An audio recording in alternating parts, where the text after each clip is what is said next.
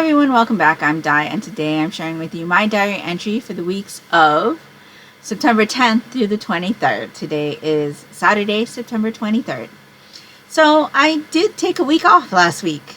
I did not really finish anything as far as reading goes in order to share with you.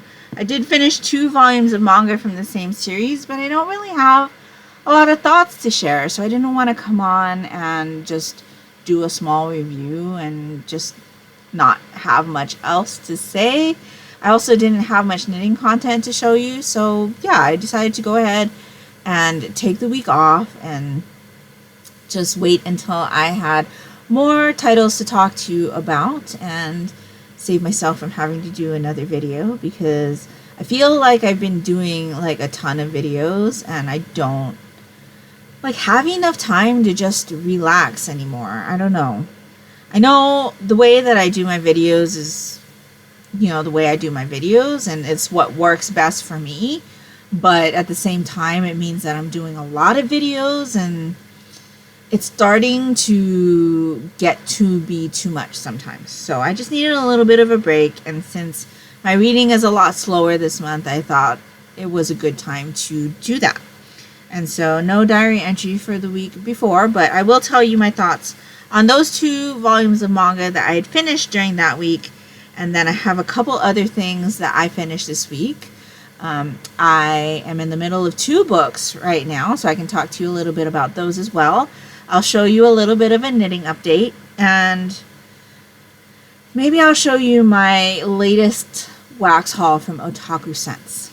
We'll see how long this video gets, but let's start off with what I have read recently. So last week, I finished volumes 3 and 4 of Game Between the Suits by my Nishikata. This is published by Steamship, which is an imprint of 7 Seas. And this is rated older teen 17+, but there is a warning for explicit content in the back. So this series follows our female character here, who has gotten herself into a game with this guy here. And this guy is a newbie at the company. And she isn't really one for romantic relationships. She's had them in the past, but she's definitely the type of person that prioritizes her occupation to those relationships. So obviously her romantic life has always ended when the guys have figured that out, that she, will take a phone call, a work-related phone call in the middle of sex. That's kind of what happens in the very beginning of the series. And that's how she has that relationship end. So she meets this guy, he's a newbie to the company. She ends up getting paired off with him, and he is interested in her. And so she knows that she has this reputation, and they decide to get into a game where they will enjoy each other until one of them falls in love. That doesn't necessarily mean fall in love with the other person in this agreement. Just when one of them falls in love with someone, the game will end. And so they've just kind of been having casual sex with each other. But as the series has continued, you definitely start to see that she is developing feelings for him. She's starting to question why he's doing certain things, why he treats her certain ways, why he looks at her certain ways, and kind of figuring out that, yeah, she may feel more for him than she realized. Now, this has been an interesting series for me. I pick it up volume by volume, and I pretty much read it as they come in. This time, I definitely read volume 3 right before I had gotten volume 4. So I was able to read both of them back to back. There's something about this guy that I am not sure about. I don't know how to read his intentions. I don't know how to read if he has intentions. I don't know if he is being genuine with some of the things he says. And I think that's because of how the mangaka has kind of laid out his kind of scenes. Like, he'll say some, like, really sweet things to her. He'll treat her really nicely. And then you'll get, like, a piece of his backstory where he's, like, literally putting it out there that he's only into relationships for the sex. So he doesn't form those attachments either. He just kind of keeps girlfriends around so that he can constantly have sex. And so when you see scenes like that, and then you, like, deal with him in now, like, present day, it's hard to figure out if he's actually starting to grow feelings for her, or if it's just that he is saying certain things and acting certain ways so that she won't leave him, and that he will continue to just keep having sex with her. I don't know how to read him. So something definitely happens at the end of the 4th volume, which kind of puts the game in a deciding kind of situation, I guess. So I'm interested to see what's going to happen with what happened at the end of volume 4, and figure out if this guy is actually being genuine or not. I'm kind of hoping that he has kind of changed his ways, you know, is learning that, you know, he needs to kind of grow up, or kind of face that he has more feelings for her than he had for previous partners, maybe. But I would hate for this series to end with him just being the same guy that he's been forever, and them kind of going their separate ways. I kind of feel like that's not a great way to even have a series, but that's kind of what I'm hoping. I'm kind of hoping that this whole thing is so that they both realize that, you know, things in their life are changing, and their feelings for this other person in particular has changed kind of how they've always viewed relationships in the past. At least that's what I'm hoping. But yeah, there were a couple of situations in here where I was just like, ooh, that is uncomfortable. But she definitely spoke up for herself, albeit after the fact of what happened in that situation. But yeah, I was a bit uncomfortable a couple of the situations. But yeah, I'm still interested in continuing with this series. It's just not a stellar series for me. It's not a stellar series for me, but I'm interested to see what's going to happen. Plus, I don't find this guy, like, attractive, like, at all. So that's a bit of a hindrance for this as well. But yeah, I don't know. It's okay. I think I gave both of these 3 stars. I'm still interested to see what'll happen between both of them, but as of right now, I'm kind of like, we'll just see what happens. I will pick up the next one because I'm interested to see if the couple will grow or if the individuals will grow, but it's just okay. This week was the manga club meeting, so I read the Monochrome Manga Club selections. So that was The Summer Hikaru Died by Mokumokuren. This one's published by Yen Press, rated teen. And then I also read volume 1 of Twisted Wonderland, the manga, Book of Heart's Labule, original concept by Yana Toboso, storyboards by Wakana Hazuki, and art by Sumire Kowono. This one's published by Viz, rated teen. So I actually just filmed my Monochrome Manga Club series first impressions video on these 2 titles. So if you're interested in hearing my thoughts on that, the video went up on Monday the 25th.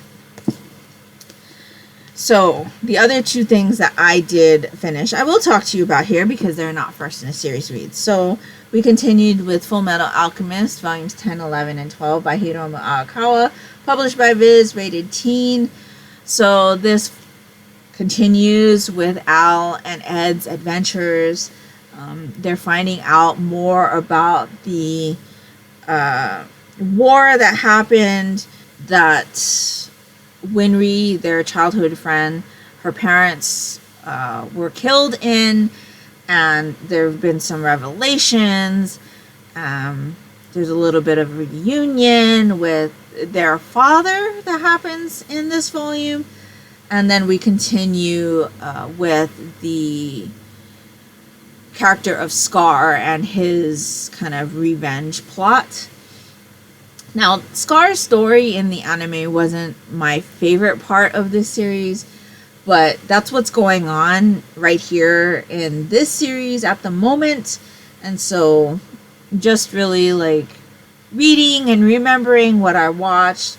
I really enjoy just seeing Ed and Al continue on their journeys, and kind of remembering what they had done that had gotten them to this situation, trying to figure out things that are not only related to that, but related to the teacher that had taught them how to do their alchemy, and situations that happened with her, and other things that are going on in this world. And so, yeah, I've just been really enjoying the series. I ended up giving this one 4 stars. I forgot to tell you, I gave The Summer Hikaru Died and Twisted Wonderland 4 stars as well. I will be continuing with those series. And then we also continued with Persona 4, volumes 5 and 6. This is by Shuji Sogabe and ATLUS, published by Udon Entertainment. I would say these are older teen. So in this one, the students have continued with their investigation of the murders that have been happening in their town, and we get a new look for one of the characters. You may notice that character here on this cover. And so, yeah, at the end of volume 6, they're on a school trip, and apparently there are some ties to Persona 3 that I didn't quite pick up yet because I haven't read completely through Persona 3, and that is probably the one that I haven't watched my daughter play very much of, because I already know what happens at the end of Persona 3. But she filled me into that. Apparently my manga club members knew about what happened with that as well, and so that was really interesting tidbit to know. But yeah, I really enjoyed these volumes. Again, it's already stuff that I was familiar with, and I'm looking forward to reading even more. So I gave both of these 4 stars as well. So that is everything that I have finished reading to date, or over the last couple weeks at least. Now I am currently 40% done with The Long Road to Mercy, or is it just Long Road to Mercy, which is the first book in the ATLUS series by David Baldacci. I'm reading this for my TBR game for this month, where my mom had to choose something for me to read, and she chose this one.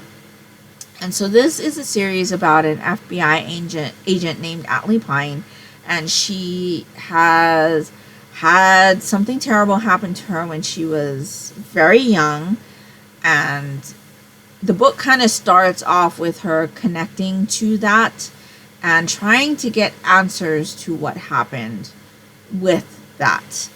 On the other side of that, she gets pulled into a case where it's at the Grand Canyon, and there has been a horse that has been mutilated, and there is a missing person. So she's investigating that. And so this one was really like slow to start for me. I have read the King and Maxwell series by David Baldacci before, and I really enjoyed that one. But for me, that series was much more fast-paced than the ATLUS series seems to be. Now, at about 30%, this book finally started picking up. Things started to happen. There are definitely mysterious things going on with this case, and it's getting really interesting. So now I'm at 40%. I am really looking forward to continuing and finding out more about what's going on with this particular one. But yeah, So far, it's much better than it was a couple weeks ago. If I had talked to you about this one last week, I probably would have told you that I was thinking about DNFing it because it was really slow. And I wasn't enjoying our main character at that point. I'm still not really enjoying her now, but I think because where I was last week, we were more focused on her trying to work through and get answers about that thing that happened to her in her past, and I felt like she was being really clunky about trying to get more information on that, and she made a rookie mistake that was just kind of like head hitting, like you numbnut kind of situation. Yeah, I wasn't really enjoying her then. I am much more preferring her investigating this other case at the moment. And like I said, right now at 30%, something just happened that is kind of like putting everything into like high gear. And so now I'm at 40%. I'm not sure that I'll be able to finish this one by the time I talk to you next, but we'll see. I may pick this one up as my audiobook for the week to help me finish that one out for the month. But so far, it is much better than it was last week. So I'm glad that I held off on talking to you about that one. So yeah, 40% done with that one. And I'm about 50%, I think, done with Spare, which is the autobiography of Prince Harry. So I had actually been spurred to read this one in talking with my friend Vanessa over the Crafty Planty Life podcast. She had been reading this one, and I had found interest in it. I had thought that it would be something interesting to read just because Prince Harry is a royal, and it's not something that we have much experience with here in our history, at least. And so to hear the story of a modern royal, I thought would be interesting. And it's a royal that I kind of grew up with. Prince Harry and Prince William are like around my age, and so they've kind of always like been people that have been known in like, you know, news media and things like that, plus what happened with their mom, and you know, my first name being the same as their mom. It's just been one of those things that I've always found interest in, you know, them. And so I thought it might be interesting to listen to how he remembers things that have happened in his life and how those things had affected him and things like that. And so since she was reading it, I thought, you know what, I'm just going to go ahead and put myself on the wait list, because she had said that it had taken her a long time to get it from the library. And I thought, oh, for sure, you know, my wait list is probably going to be as long. So I just went ahead and added myself to the wait list, and it got to me pretty quick. I think I waited like 3 weeks when I think it told me it was going to be a 3-month wait. So yeah, I've been listening to it on audio, and he narrates the audio, which is interesting. And I'm just like really like shocked at how down to earth he seems to be. Like, he does his own grocery shopping. He shops at TK Maxx, which is like the UK equivalent of TJ Maxx, I believe. And how he's talking about how he goes about, like, you know, picking out clothes for himself and doing his grocery shopping, and just like normal like person situations that you think that as a royal that he'd have other people to do things like that for him. And you'd also think that he'd be more protected even if he's the spare, but he doesn't seem to be, at least not for like day-to-day stuff. And I'm not quite sure if that's just because he prefers it that way, or if he is just not afforded the same protections as his brother. But, you know, he talks about how he had like his grocery store like memorized, and so he would know where to get certain things, so he could just be in and out in like 10 minutes. And then one day he goes to get his groceries, and the grocery store's layout has completely changed, and he's just baffled and doesn't know where anything he wants to get is anymore. And so, you know, how flummoxed he got, and asking the clerk if they can do that and things like that. It's been interesting. I didn't expect him to be as down to earth in those aspects as he seems to be. And so I'm quite enjoying reading about his life and how much his life has been affected by the passing of his mother. And I think a lot of us that were around at that time remember that whole procession when Princess Diana passed.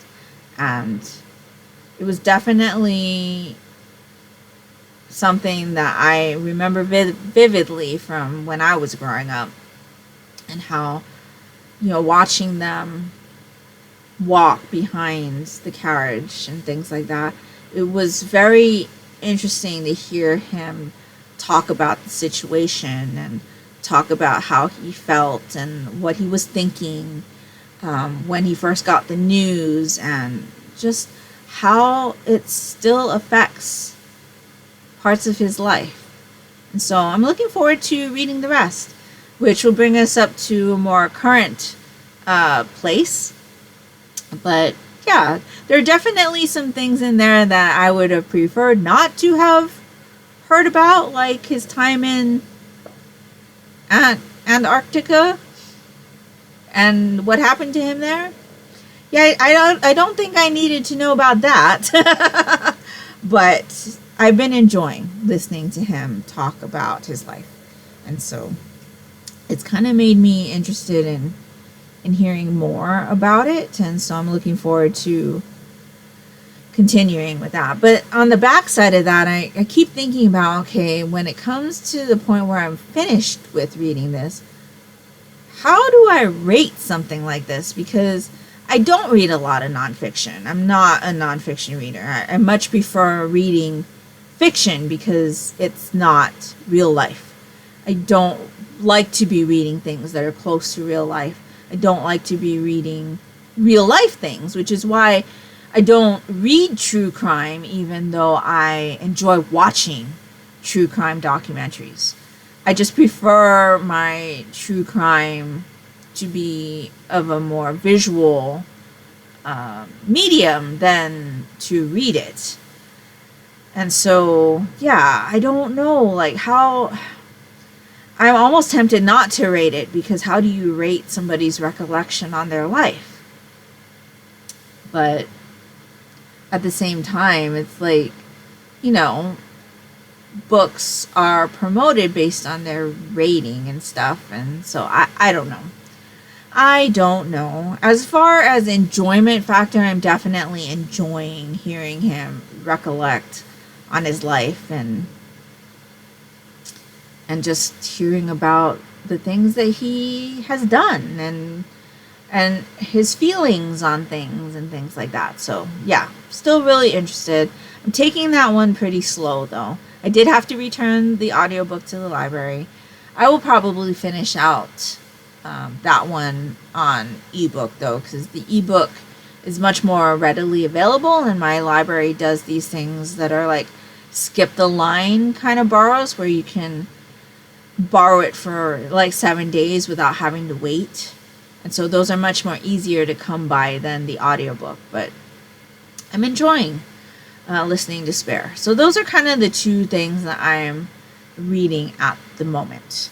And that's kind of like the only plans I have for the rest of the month.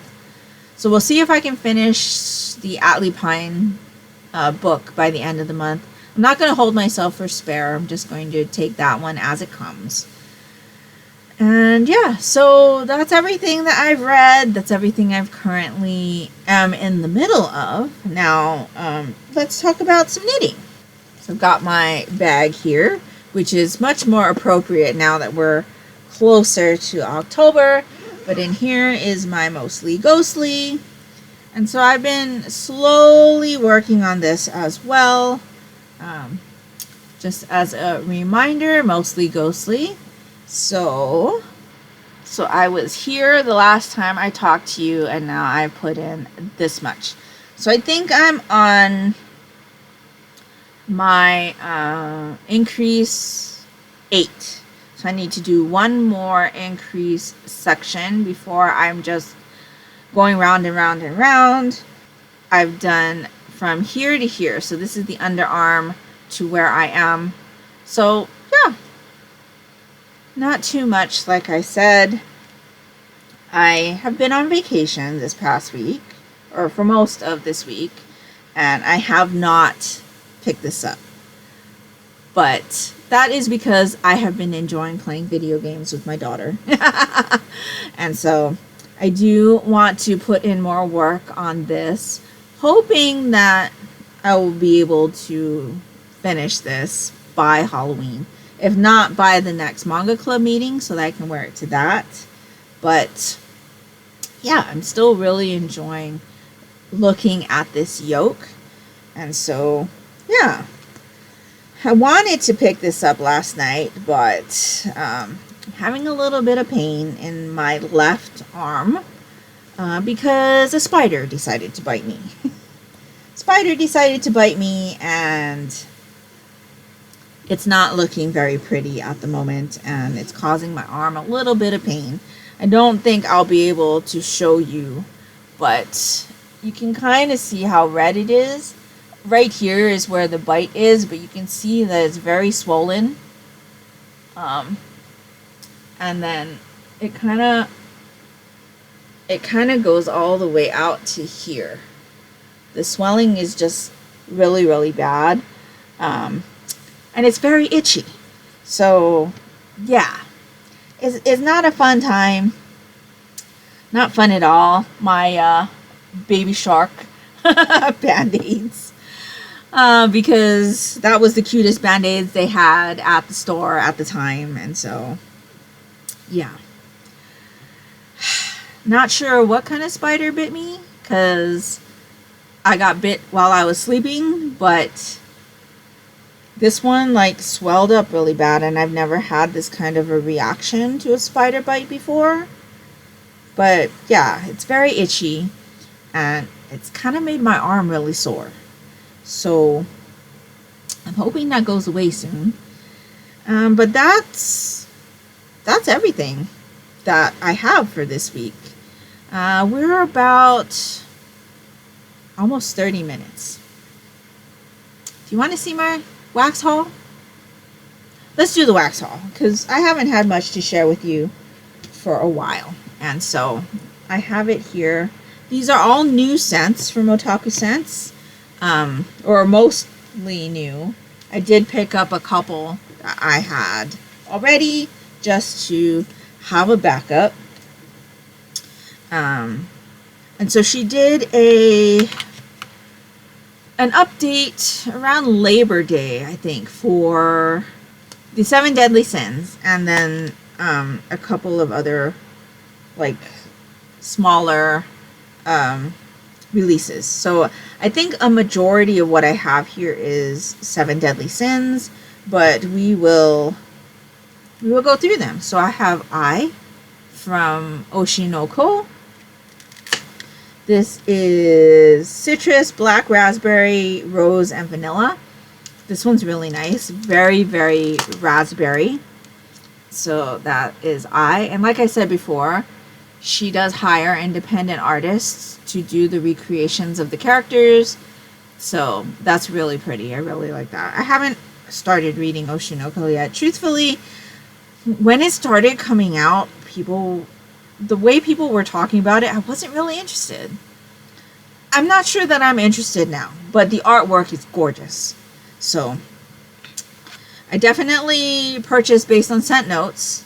And so had that scent not be in my scent preferences, I probably wouldn't have picked it up, but it definitely was. So then I have Oh. Gother from Seven Deadly Sins. This one is very, very colorful. This is Lily of the Valley, Black Chokeberry, Strawberry, Balsam, Pine, Sandalwood, Tonka Bean, and Patchouli. Not a big fan of patchouli. But this is interesting. I definitely get the Lily of the Valley and the, like, Tonka. It definitely smells body care to me. But we'll see how that one goes. Love the color of that wax. So that's Gother. We have this one. I have not read Seven Deadly Sins, so I'm not familiar with any of these characters. This is Elizabeth. Jasmine, Saffron, Woods, Amber, and Ambergris. This one is nice. It kind of smells like one of the Scentsy fragrances from like the Valentine's Day collection. I think it smells like Strawberry Sky, but I could be mistaken. We've got this one.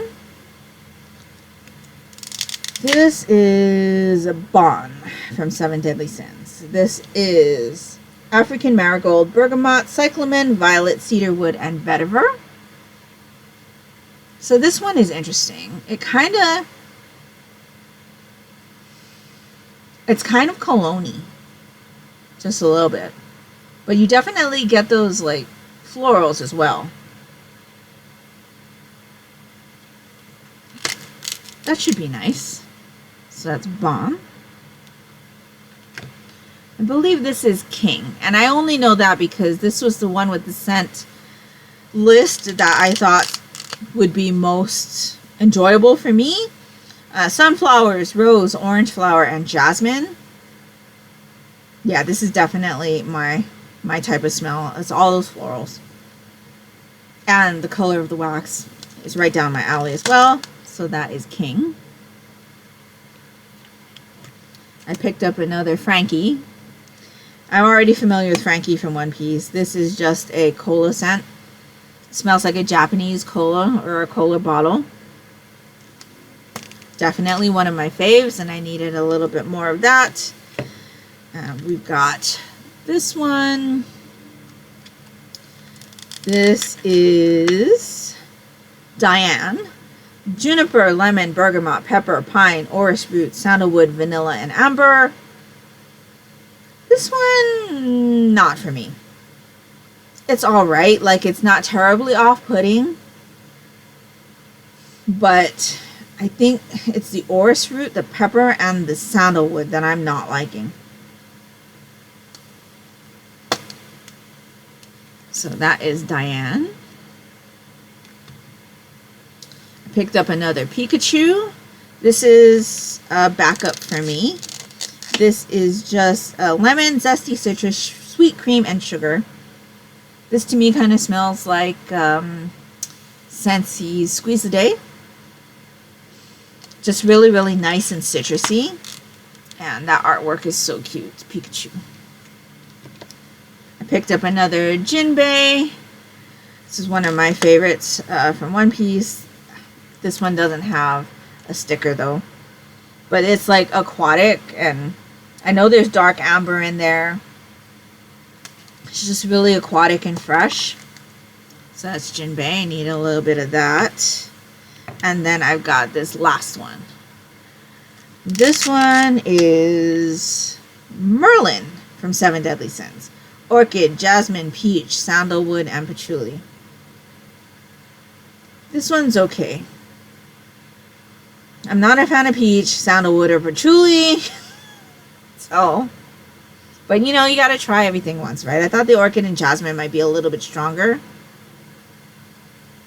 But this is not very floral. Like, I can barely pick up any of that jasmine at all. I think the more floral note I get is the orchid. So, not a repurchase for me, but I'm pretty happy with all of these ones that I got, though. Usually with Otaku Scents, it can be hit or miss because you don't know how the scent notes will blend together. But the art style the art on the clams is always really gorgeous, and the colors she chooses for the wax is also always gorgeous. And so I always try something once if I think it's going to be down my alley. And so, yes, like I said before, I am a patron of Otaku Scents on Patreon, and so I do get a free clamshell every month. And so I definitely have faves that I gravitate towards, like Jinbei, Pikachu, Frankie, Grell. Grell is like my absolute fave from Otaku Scents. It's red hot cinnamon and pomegranate. And the only reason why I don't have a clam of Grell with this is because I have tons of Grell. In fact, my patron perk for the month of August was Grell. So I already have some. So yeah, that's everything that I have to share with you this week. I think on Tuesday, the 19th, it was my birthday, and so I picked up myself this sweater. This is the Haunted Mansion cardigan from Cakeworthy, and it's just the Haunted Mansion wallpaper in like a gray color, which I much prefer than the purple that it usually is depicted with. So very, very happy with this sweater. And that's pretty much the reason why I've been off of work this week, is because it was my birthday week. But I had to work on Monday because my coworker's husband was having surgery, and so I was covering until she got back on Tuesday. And so yeah, I've just been relaxing. I do have off through Monday the 25th, so I don't have to go back to work until Tuesday the 26th, which will be nice. Like I said, I'm catching up on playing some video games with my daughter, and I borrowed the Binge Pass from Hoopla for Hallmark. So I've been watching the Hannah Swenson movies through that. If you don't know what Binge Pass is, Hoopla, which is a digital platform that my library offers, you should check to see if your library offers it as well. They can offer ebooks, audiobooks, CDs, or music, I should say, music albums, TV shows, movies, and they also have these things called binge passes. And these binge passes allow you 7 days of access to certain like courses and things. So they have one for Hallmark movies now. They have ones for Craftsy, which is a craft learning platform. So there are like courses that you can take using your binge pass. And there are a bunch of like other educational type of like binge passes that you can take, which are like documentaries and other things like that. So this was the first time that I was trying out the binge pass, and basically I'm able to watch movies, or certain selection of movies on the Hallmark movie channel through the Hallmark website using the binge pass. So it's a 7-day pass where I can watch unlimited amounts of things that are available to me through the Hallmark collaboration. So that was great.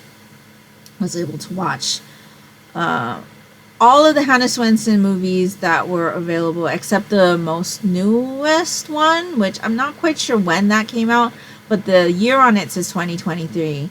That one's not on the binge pass, but I watched up through Sweet Revenge or something like that. And there are a couple other of those cozy mystery adaptations that I'd like to watch as well, like the Aurora Tea Garden ones. And so yeah, I'll definitely be doing that for the rest of my vacation. Again, playing some video games with my daughter and just trying to relax. So that's pretty much it for this week. Let me know down in the comments below what you've been reading, what have you been watching, have you been playing any video games, and if nothing else and you'd just like to let me know that you were here, if you could leave me a ghost for the Haunted Mansion down in the comments below, that would be greatly appreciated and would really help me out, and that will do it for me today. So I hope you're all doing great. I hope you're all safe and healthy, and until next time, take care and smile always. Bye.